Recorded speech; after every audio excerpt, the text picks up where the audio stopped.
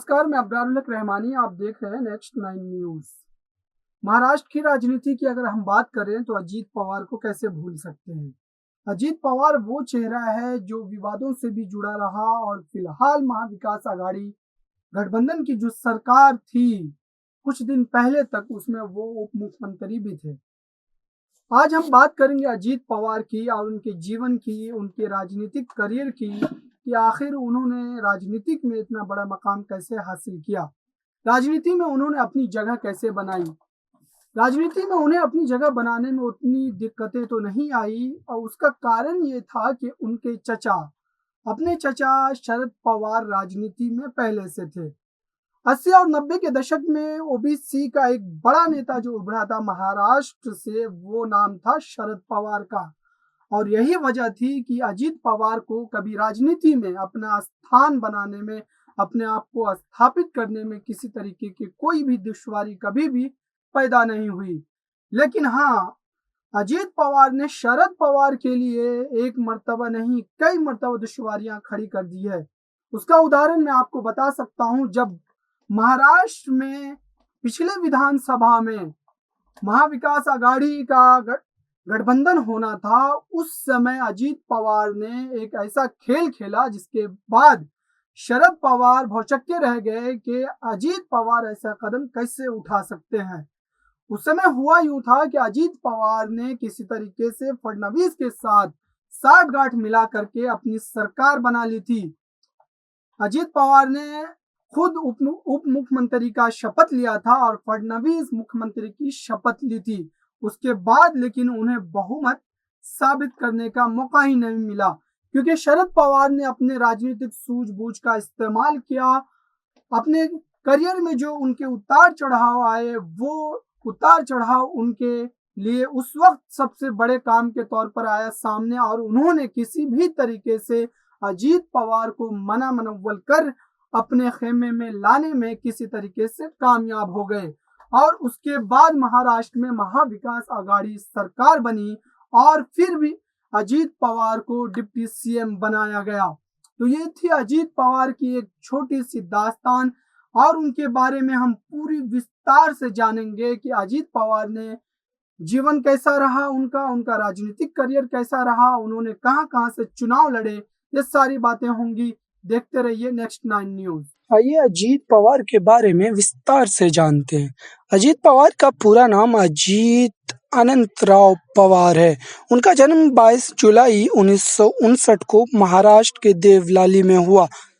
जन्म स्थान देवलाली था उनका, जो महाराष्ट्र में पड़ता है। राजनीतिक पार्टी की अगर बात करें हम, तो वो नेशनलिस्ट कांग्रेस पार्टी से जुड़े हुए हैं, जो कि शरद पवार की पार्टी यानी कि उनके चचा की पार्टी है। चुनावी क्षेत्र उनका बारामती रहा है, जो महाराष्ट्र में पड़ता है। उनकी जीवन की बात करें, वैवाहिक जीवन की बात करें, तो पत्नी जो है उनकी सुनेत्रा पवार है, और उनके पास 2 बच्चे भी हैं जिनके नाम पार्थ पवार और जय पवार है। शिक्षा उन्होंने यूएस से सेकेंडरी स्कूल किया, यूके से जीसीएसई, महाराष्ट्र सरकार से एसएससी किया। आपको बता दें कि जहां एक तरफ शरद पवार की पार्टी शिवसेना के साथ मिलकर मीटिंग पर मीटिंग कर रही थी, वहीं दूसरी तरफ बीजेपी व एनसीपी के मुखिया के तौर पर बीजेपी के देवेंद्र फडणवीस ने मुख्यमंत्री पद की शपथ ली, और दूसरी तरफ एनसीपी के नेता अजीत पवार ने उप मुख्यमंत्री पद की शपथ लेकर सबको चौंका दिया था उस समय। इसके बाद तो महाराष्ट्र की राजनीति में जैसे मानो भूचाल ही आ गया था। एनसीपी शरद पवार ने कहा कि यह एनसीपी का फैसला नहीं है, चूंकि जाहिर सी बात है कि सही मानों में ये एनसीपी का फैसला नहीं था। अजीत पवार ने अपनी चालाकी और सूझबूझ का इस्तेमाल किया और देवेंद्र फडणवीस के साथ मिलकर सरकार बना ली थी। अजीत पवार ने पार्टी तोड़ दी थी। तो आइए विस्तार से जानते हैं कि अजीत पवार असल में उस समय क्या क्या था उन्होंने। अजीत पवार का शुरुआती जीवन जो है, वो राजनीतिक करियर जो उनका शुरू हुआ था, वो 20 साल की उम्र से ही हो गया था। उनका राजनीति में पहला कदम एक चीनी सहकारी संस्था के लिए था। इसके उपरांत वह 1991 में ठाणे जिला के सहकारी बैंक के अध्यक्ष बने और लगातार उन्होंने 16 साल तक इस पद पर काम करते हुए अपनी खिदमत को अंजाम दिया। अजीत पवार लोकसभा चुनाव में पहली बार 1991 में बारामती निर्वाचन क्षेत्र से निर्वाचित हुए, लेकिन पीवी नरसिम्हा राव सरकार में रक्षा मंत्री पद पर कार्यरत चचा शरद पवार के लिए वह सीट उन्हें खाली छोड़ दी। और यही जो उनका जीवन जो था, करियर जो था, वो वहाँ से चढ़ान चढ़ा और लगातार वो राजनीति में आगे बढ़ते रहे। इसके उपरांत उसी वर्ष महाराष्ट्र विधानसभा के चुनाव हुए, जिनमें वह विजयी रहे और महाराष्ट्र सरकार में नवंबर 1992 से 1993 तक कृषि और बिजली राज्य मंत्री रहकर कार्य किया। इसके बाद वह उसी निर्वाचन क्षेत्र से वर्ष 1995, 1999, 2004 और 2009 व 2014 में भी निर्वाचित हुए। उन्होंने महाराष्ट्र सरकार में कृषि, बागवानी और बिजली राज्य मंत्री, जल संसाधन मंत्री जैसे प्रमुख पदों पर रहकर कार्य किया। इतना ही नहीं, वह महाराष्ट्र सरकार में 29 सितंबर 2012 से सितंबर 2014 तक उप मुख्यमंत्री भी रहे। अजीत पवार महाराष्ट्र में एनसीपी के होनहार नेता के तौर पर भी जाने जाते हैं, जो मुख्यमंत्री बनने का लक्ष्य भी रखते हैं। उन्होंने हमेशा राजनीति में अपना रास्ता समय बना के रखा है। राजनीति में रहते हुए उन्होंने कई आरोपों का भी सामना किया। 2013 में उनका नाम सिंचाई घोटाले में घसीटा गया था, जिसके चलते उन्हें अपने पद से इस्तीफा भी देना पड़ गया था। इसके बाद उन पर लगाए तथाकथित आरोपों में क्लीन चिट देते हैं उन्हें फिर से डिप्टी सीएम की कुर्सी पर बहाल कर दिया गया था। महाराष्ट्र के लोग उन्हें एनसीपी के बड़े नेता के तौर पर मानते हैं, जिनका उदाहरण उन्होंने एनसीपी व बीजेपी की सरकार बनाकर साबित कर दिया था। 1982 में पुणे में एक चीनी सहकारी समिति के निदेशक मंडल के निर्वाचित सदस्य हैं। 1991 पुणे जिला सहकारी बैंक पीडीसी के निर्वाचित अध्यक्ष 16 वर्षों तक इस पद पर बने रहे थे। वो 1991 में बारामती निर्वाचन क्षेत्र से लोकसभा के लिए चुने गए। बाद में उन्होंने अपने चाचा शरद पवार के पक्ष में अपनी सीट खाली कर दी थी। यह हम आपको बता रहे हैं उनके राजनीतिक जीवन के बारे में शॉर्ट में।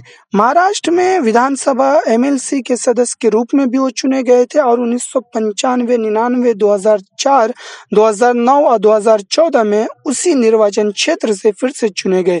1991-92 सुधार राव नाइक सरकार में कृषि और ऊर्जा राज्य मंत्री, जून 1991, नवंबर 1992-93 शरद पवार सरकार में मुद्रा संरक्षण, ऊर्जा और योजना राज्य मंत्री बनाए गए थे। तो ये थी अजीत पवार की राजनीतिक जीवन।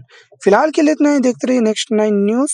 धन्यवाद। अजीत पवार को जब पहली दफा, वैसे तो अजीत पवार ने 1982 से राजनीतिक में अपना पैर जमाना शुरू कर दिया था, लेकिन उन्हें बड़ा मौका, अगर हम कहें तो बड़ा मौका उन्हें मिला था 1991 में बारामती लोकसभा सीट से, लेकिन उन्हें वो सीट गंवानी पड़ी। गंवानी का मतलब ये हुआ कि अजीत पवार ने अपने चचा शरद पवार, जो उस समय पीवी नरसिम्हा राव की सरकार में रक्षा मंत्री थे, उनके लिए वो सीट छोड़नी पड़ी और उसके बाद उस सीट से शरद पवार ने चुनाव लड़ा और उन्हें विजय प्राप्त हुई।